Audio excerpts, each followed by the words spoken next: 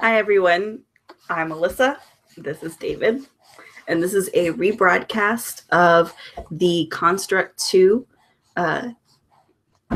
tutorial and Introduction to Cross-Curricular Games. Last live stream had some bad audio. I sounded a little bit like a robot and was not pleasant to listen to. So here is our second take. Hopefully David doesn't interrupt too much this time. When we talk about cross-curricular projects, what we're talking about is lower grades that sometimes don't have space in the curriculum to fit in programming by itself, or maybe people that are looking for opportunities to bring tech into a classroom that is more focused on a core subject. This is just an opportunity for teachers that aren't necessarily programming teachers to use programming in their classes in a very easy way. It's easy to teach and it's easy to learn. So let's get started. You can't touch the microphone, David.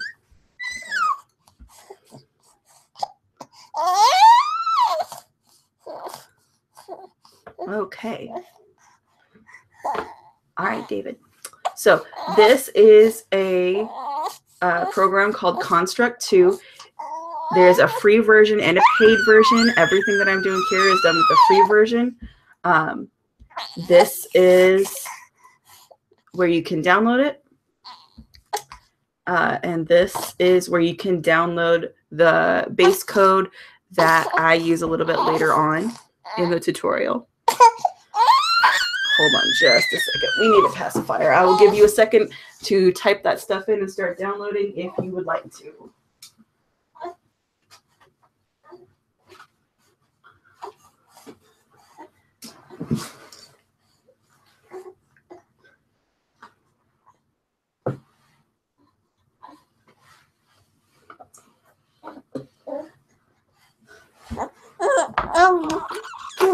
Yes, I know.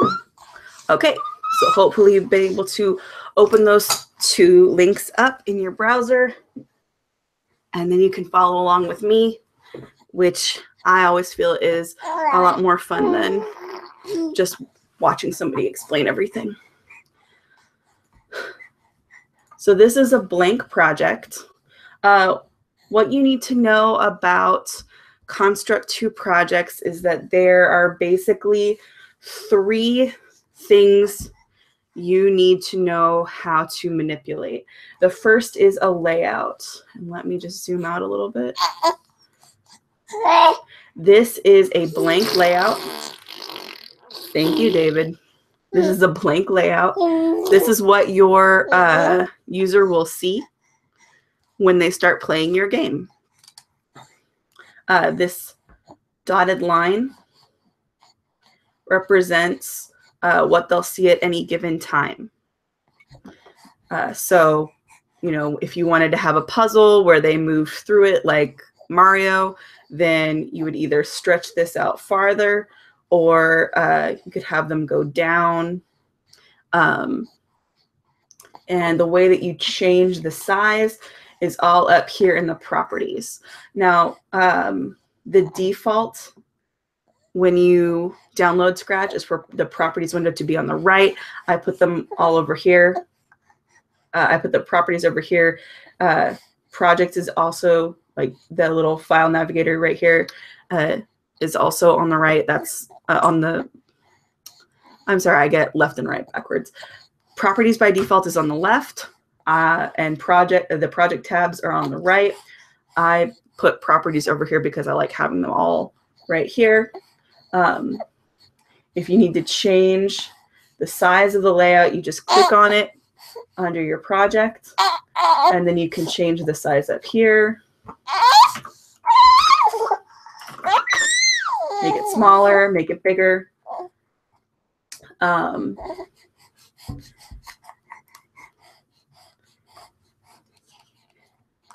that dotted line can be changed as well. if you click on the project itself and change the window size. That dotted line represents the window size. So now they match. Our layout and our window are the same size, so everything on this layout would be seen in the window.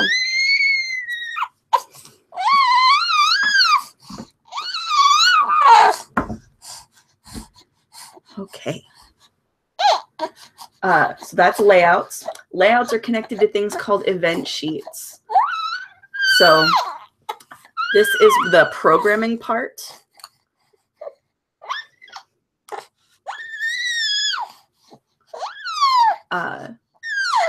You add events.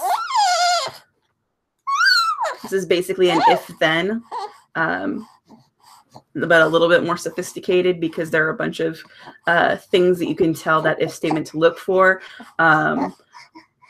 When the layout starts, when the layout ends, every few seconds, you can have something happen. So you can switch between layouts this way. And most importantly, you can have your sprites do things. You can have them interact. So sprites is a kind of object. When I right click, I'll do that one more time. I right clicked inside my blank layout. I inserted a new object. I'm going to name it blob. I'm going to choose sprite. And when I click, nothing actually happens, but I can draw in this little editor, fill it in. Sorry for the audio commentary from David. I can give it eyes and a mouth. And there's my blob. And I can change his size. And I can have him start up here. Now, if I want to see what's going to happen, I click start. And you can see that by default, nothing happens. So my blob is just sitting there and I can't do anything with it.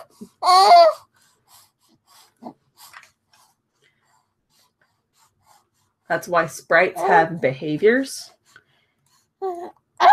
If I add the sign behavior and then start messing with the properties of sign up here, I can make him, let's make his size. I'm going to give a period of 2 and a magnitude of 100. So now what should happen is he should change in size every couple of seconds. There we go. He goes up, he goes down, but that's still not a game. Typically what you'll have first is you'll have some sprite and then you'll give it a behavior like, this is a behavior that you might give like a bad guy in a video game. But if it's going to be the player character, then you want to give it something like 8 direction. Or actually, let's give it 8 direction because 8 direction is what we're going to be using in our sample. So now when we run it, when I use my arrow keys,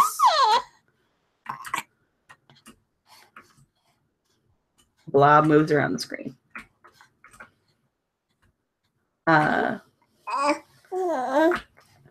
You'll notice that the blob can leave. So maybe if I didn't want him to be able to leave, or if I wanted leaving to be a bad thing, then I could add an event. And now you can see that blob also has events. So let's see, there's a lot in here.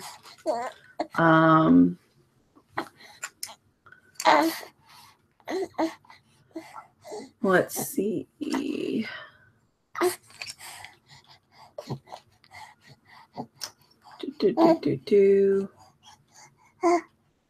Oh.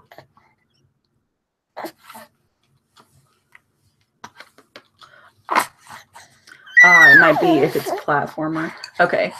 Let me change his behavior so that I can show you this really easy example really quickly, and then we'll move on to my layout that you can play with. It's a little bit completed already. So instead of the 8-direction behavior, we're going to give him the platformer behavior. That would essentially make him like, you know, a platformer like Mario. So now he falls and the game is over because he's not coming back because gravity is on. But I can add, now he should have the, where is it? Let's see.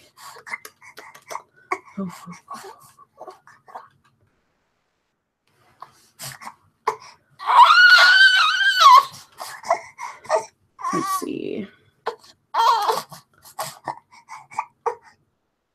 Where is it? Sorry, there's a lot of these, so sometimes it's hard to figure out one. But basically, there's a really easy way to say, like, if he leaves the layout, if he's outside of the window, then you can destroy him. You can restart the layout.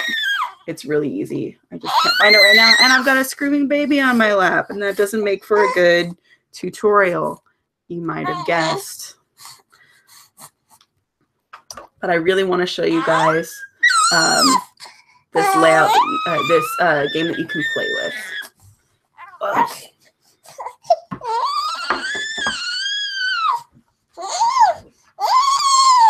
So the game that I have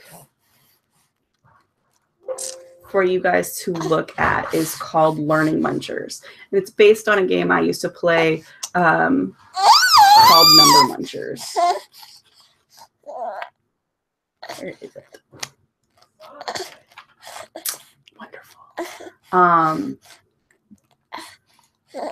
So this is Learning Munchers. And you can see right now it's completely blank.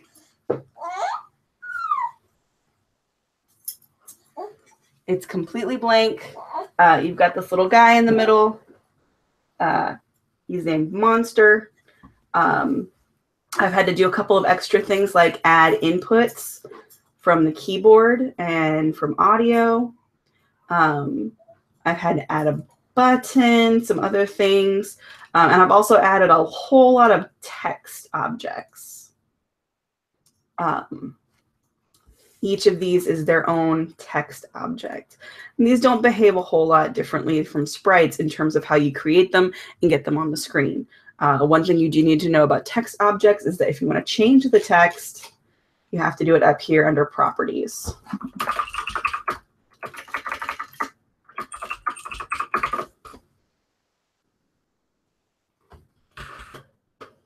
Okay, so how is this anything like the Number Munchers game I used to play in elementary school?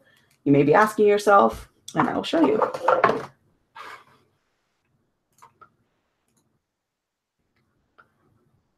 So this is what the game looks like when I run it right now. It's something Munchers. It's got my monster in the middle, and it's got a button that says Start. So I can click my Start button, and the 8-direction behavior has been applied. I've also done some extra code to keep him from doing that weird turn upside down thing. He just moves like this. But if I overlap him with one of these text objects and hit enter, that one disappears and my score went up. This one, I don't know if you can hear that, but it doesn't disappear and a buzzer sounds. So essentially what you have right here is a framework for this guy to be looking for a specific kind of thing. He's looking for, and some of these things are going to be right and they're going to increase the score, and some of them are going to be wrong. And they're going to, you know, give an error message. So let's look at the code that's actually doing all of this. That is the wrong one. I've got too many instances of construct open. Okay, so first of all, this is the start page. I can change that to whatever I like. And the start events, there's only one. When the button is clicked, the system event is going to go to the game layout. It's going to go to a different layout. So this is the game layout. I've got a bunch of keyboard commands for using the arrows to go up, down, left, and right. When the enter key is pressed and the monster is overlapping square 1, the system's going to add 5 to a global variable called score, which is set to 0. I'm going to change a text element to be the same as the variable value. And then I'm going to destroy the text element square 1.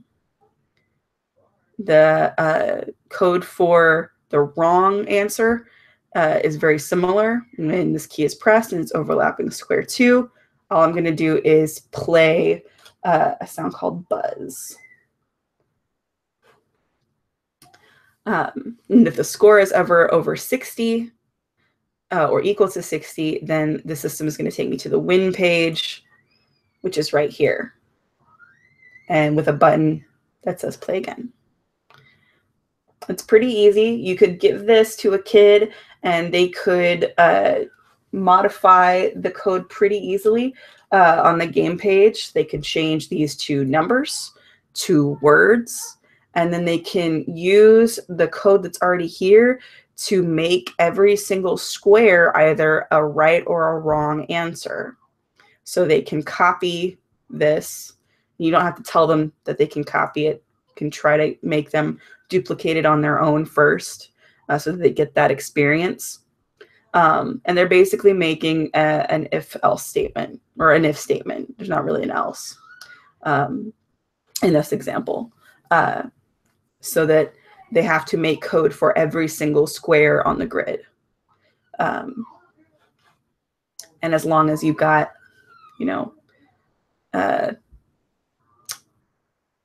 12, like half of them have to be correct, and then you can get a score that's above 60 and you win. So this is the code that I have available for you to download.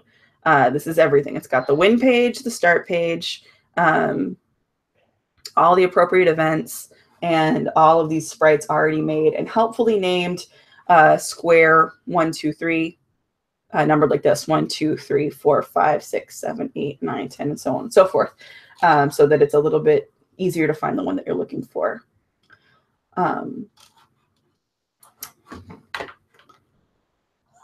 Here is a completed version of that right here. I will show you from the beginning. This is verb munchers. So this is an adaptation of that base code that allows you to find the words that are verbs. So I have to go around and find all the verbs. Run is a verb, go is a verb, jump, talk, hit, grab, see, poke, sing, throw, and I forgot play.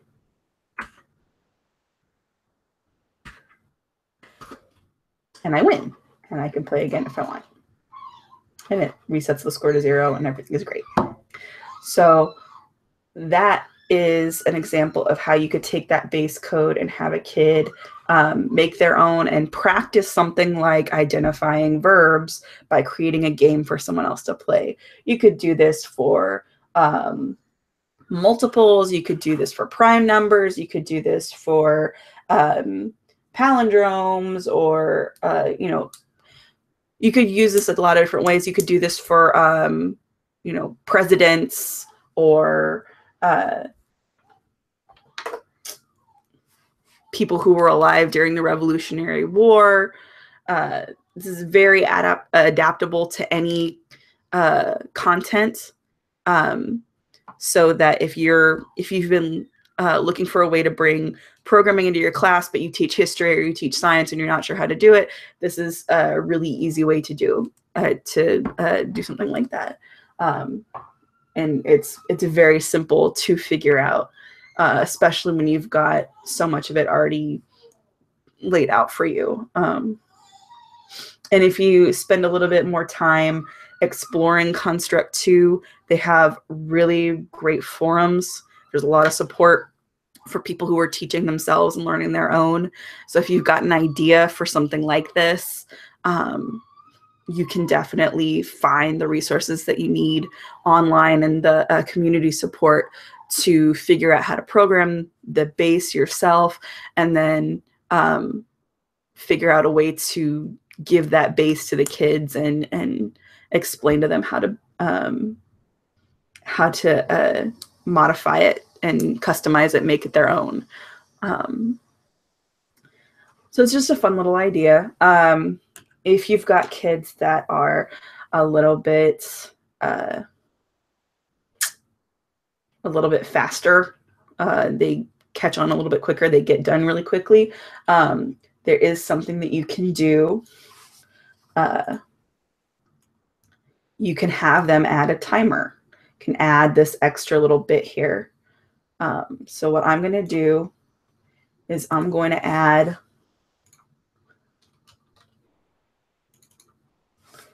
a new text object. You can see it's not the same font or anything. I'm going to have to go up into my properties. I'm going to have to change the font by clicking this little dot, dot, dot right here. So I'm going to change that to, pretty sure this was New Courier. It's been a little while. Yeah. I think it's about 24, maybe 36. Let's see if 36. There we go. That's about right. And one thing you might want to do is look at the alignment. I always try to put everything at the center, including the hotspot. The hotspot is how other things will determine whether they're colliding with your object. It also, if you ever change the X and Y value of your object on the screen, it determines the X and Y value by the hotspot. So I'm also going to have another object. So this one is just text right now because I forgot to give it a proper name. I'm going to rename it. I'm going to name it time. Oh, the name of time is reserved. Okay. Okay, fine. Timer. Name it timer.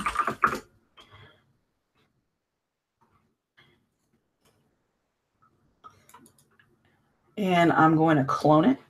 So now there's just timer 2, and I'm going to put it right here. But the value of timer 2 is going to start at 60. So I'm going to give somebody 60 seconds to finish this.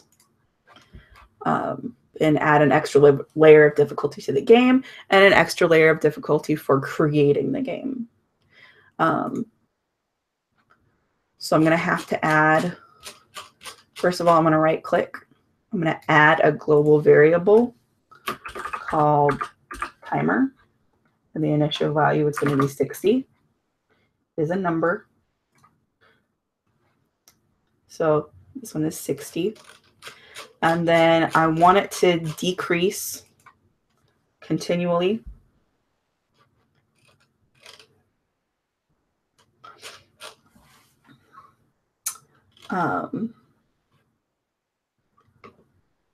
So I'm going to add, where is it? Should be every tick. Every tick. Okay, every tick means all the time. This keeps your timer from getting kind of wonky. So every tick, I'm going to change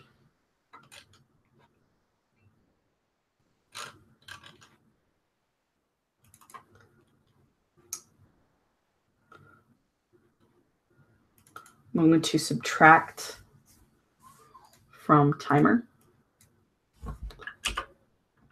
dt, and that's difference in time. And then I'm going to set timer 2 to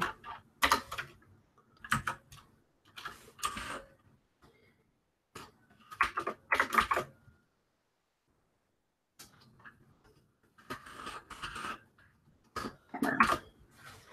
The reason that I have int and timers in parentheses is so that this will round to the nearest whole number, and I won't have a huge, long 20 decimal number trying to fit itself on my page.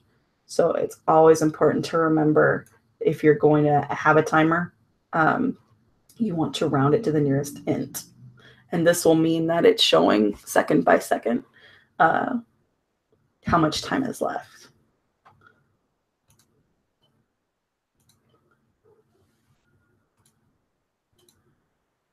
Oh, huh. Set value of an instance variable. No. We don't want to set value of an instance variable. That's the wrong thing. Set text. That's what I forgot. Int timer. There we go. All right. So we're setting the text, not the value, because the text is what we're going to see. That was my mistake.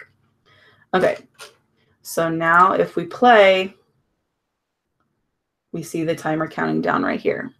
Unfortunately, when it gets to 0, nothing's going to happen. So we have to go back.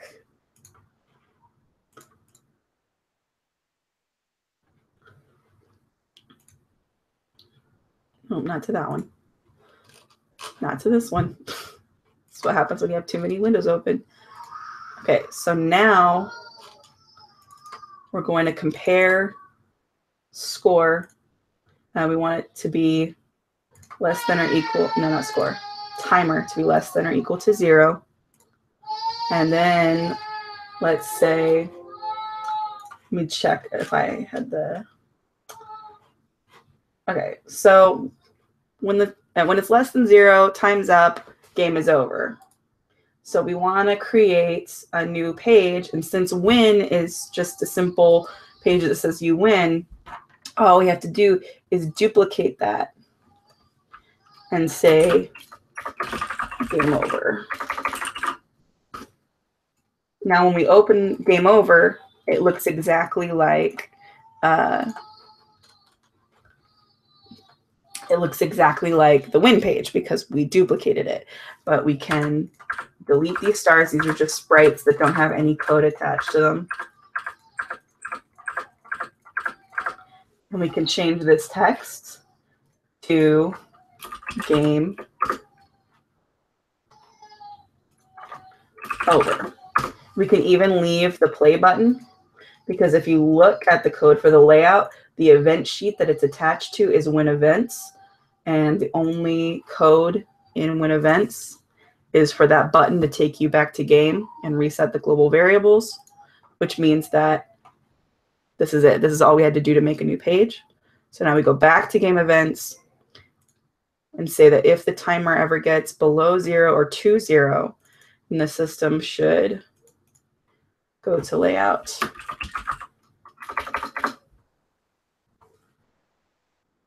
Go to layout, game over.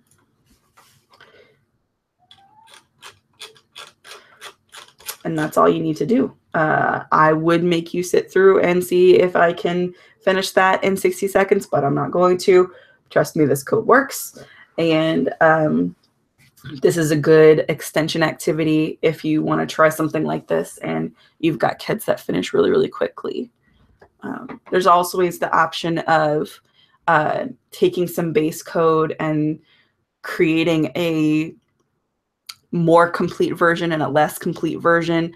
This is really easy to differentiate if you're willing to take the time and prepare differentiated versions and you know your students really well.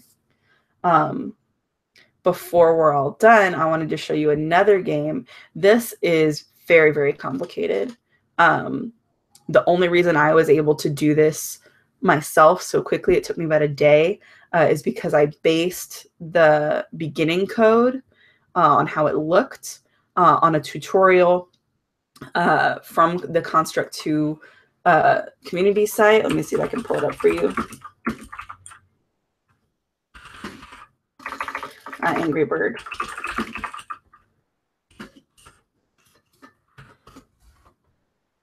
Yeah, it's the very first one. Make your own Flappy Bird game in 10 minutes.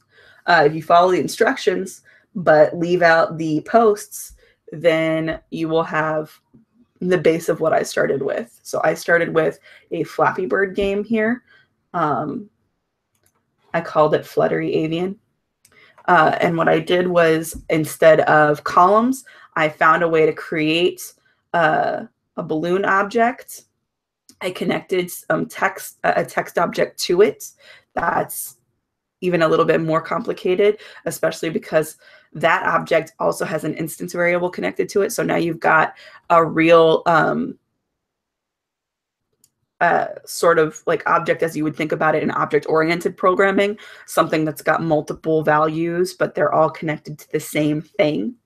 And it's got a random generator that is changing the number featured on this sprite and the value of that sprite. And depending on what that value is, it's either going to add or subtract from my score. So I'll show you what this looks like. Okay, and the default for the tutorial, just so you're aware, is that the mouse click is what's going to keep the bird flying. So my bird is flying, and when I hit a positive number balloon, my score goes up. And when I hit a negative, odd number balloon, it goes down. And right now, the only win or lose condition is if you accidentally leave the screen. So this is something that would be fun for an older group of students, especially since, you know, they'd be starting with something they'd have to figure out a lot on their own.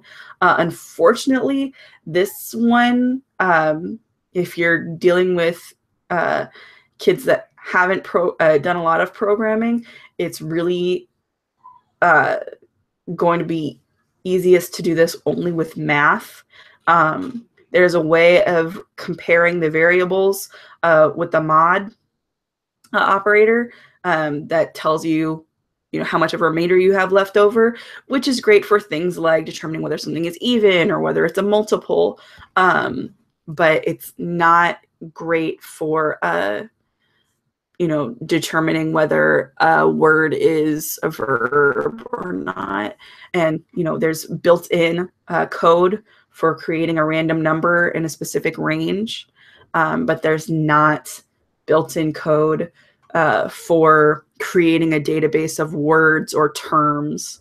And there's not built-in code for determining whether a term is the correct term or not. I absolutely think that that's possible, but if you're going to propose that as a project, it's going to be a multi-day thing, and your kids will have to work very, very hard, even if they do have some programming experience.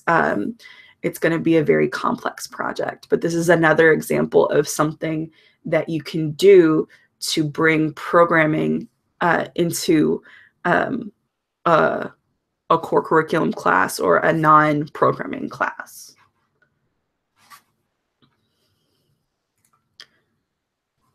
So that's some basic stuff about Construct 2. You can download the example code at tinyurl.com/construct2livestream. As always, these streams are sponsored by DFW Tech Teachers, a meetup group for tech teachers to talk to each other, share their knowledge of CS and CTE, and to connect with other people who are supporting us in our efforts to get kids excited about STEM and about computer science. If you'd like to find out more, we have a website, dfwtechteachers.com, or you can look us up on meetup.com. Look for DFW Tech Teachers. Thanks for stopping by, and I'll see you next time.